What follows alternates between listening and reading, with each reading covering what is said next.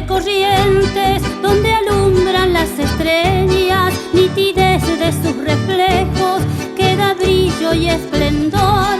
Es natura que me inspira en la esencia de mis versos, hilvanando en las estrofas como en un canto de amor.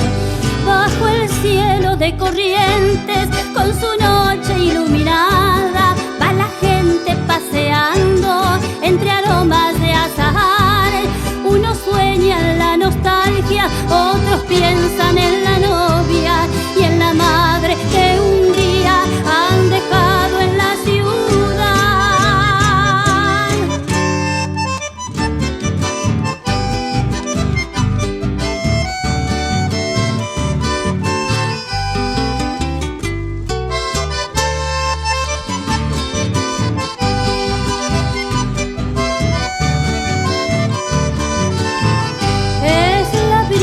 Mañanera que se ha entrado en el alma cuando pienso en la tierra de Falucho y de Cabral.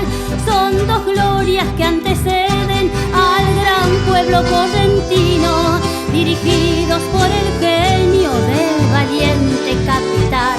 A mi madre y a Corrientes, dos cariños que venero.